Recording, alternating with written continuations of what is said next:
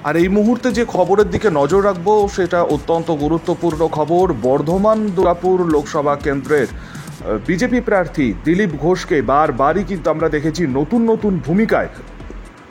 আমরা দেখেছি তাকে কখনো প্রচারের ময়দানে নেমেছেন লাঠি হাতে, কখনো দেখেছি ত্রিশূল হাতে, কখনো গদা, কখনো ডুগডুগি।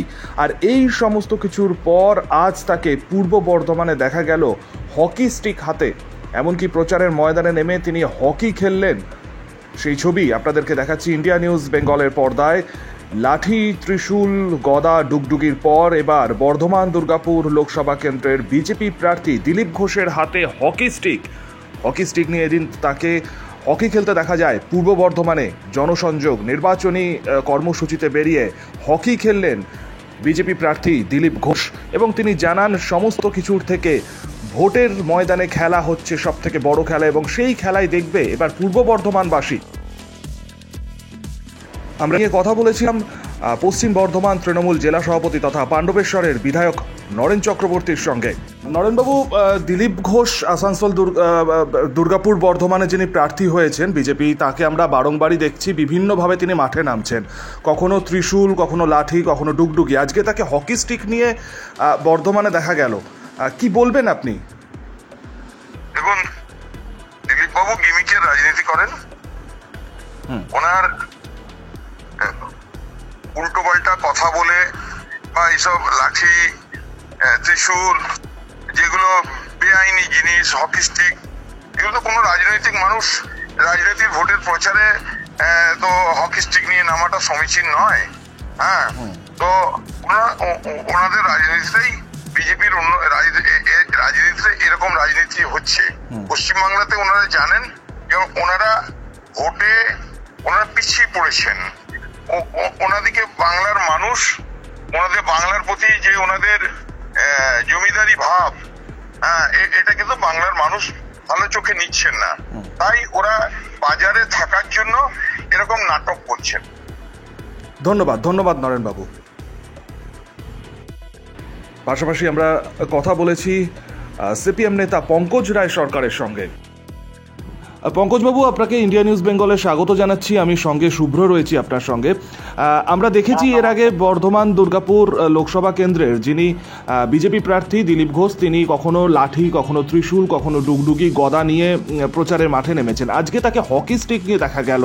তাহলে কি সত্যিই খেলা হচ্ছে নাকি, কিভাবে দেখছেন বিষয়টা? আসলে আপনাদের মিডিয়ার একটা বড় অংশ রাজনীতিটাকে খেলা প্রতিপন্ন করার জন্য যেভাবে উঠে পড়ে নেমেছেন, তাতে হচ্ছে তো এইগুলো এজেন্ডা নয় ভোটে। কেউ বলছে খেলা হবে, আর কেউ হচ্ছে হকি স্টিক নিয়ে ডুগডুগি নিয়ে নেমে পড়ছে। মাঝারি খেলা হচ্ছে না।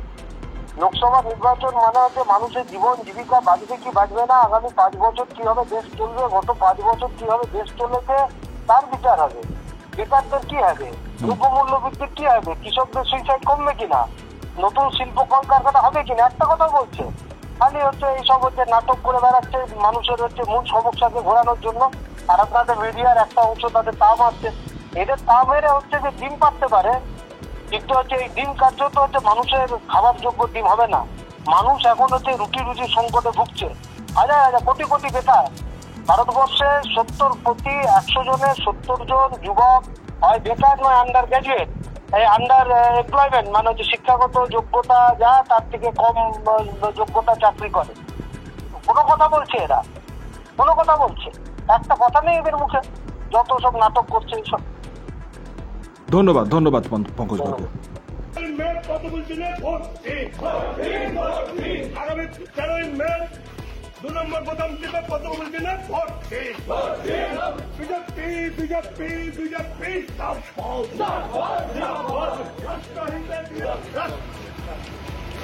রাষ্ট্রহিতের দিলীপ ঘোষকে কত বলছেন ভোট বলে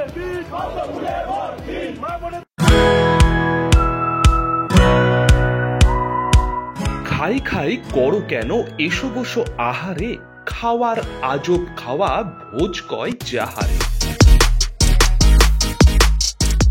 ভোজন রসিক বাঙালির খাওয়া দাওয়ার সেরা ঠিকানা মানেই Sher e Bengal. Indian, Chinese, south Indian, continental ডিশের হরেক রকম সম্ভার এখন একই ছাদের তলায়।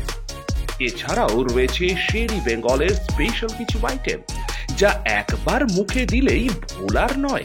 ঘরোয়া পরিবেশে হোটেলের আতিথেয়তা আপনাকে মুগ্ধ করবে।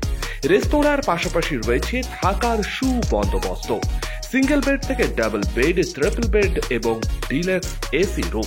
পাচ্ছেন 24 ঘন্টা পানীয় জল ও বিদ্যুৎ পরিষেবা। রয়েছে লকার, পার্কিং এর সুবন্দোবস্ত।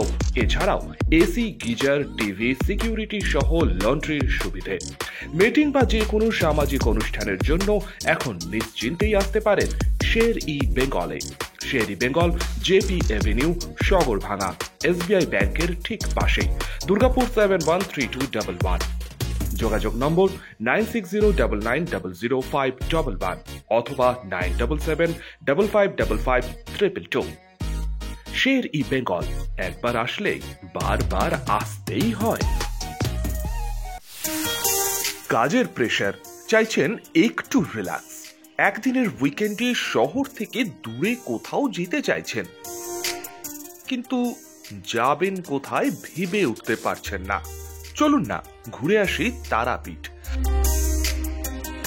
আর তারাপীঠ মানেই মধু মমতা হোটেল অ্যান্ড রিসর্ট, যেখানে গেলে আপনার মাইন্ড একদম ফ্রেশ। তাজা অক্সিজেন সাথে গ্রাম্য পরিবেশ আপনাকে হাতছানি দেবে। AC deluxe room, swimming pool, gymnasium, indoor games আর সাথে আপনার পছন্দের মতন ডিশ। এছাড়াও যে কোনো সামাজিক অনুষ্ঠানে আজই বুক করতে পারেন মধু মমতা হোটেল অ্যান্ড রিসর্টের ব্যাংকুয়েট হল। রাত জাগা তারাদের সাথে, পরিবার বা বন্ধু বান্ধবের সাথে আপনিও সময় কাটাতে পারেন হোটেলের লনে। তাই ভুলবেন না, তারাপীঠ মানে hotel Madhu Mamata and resort.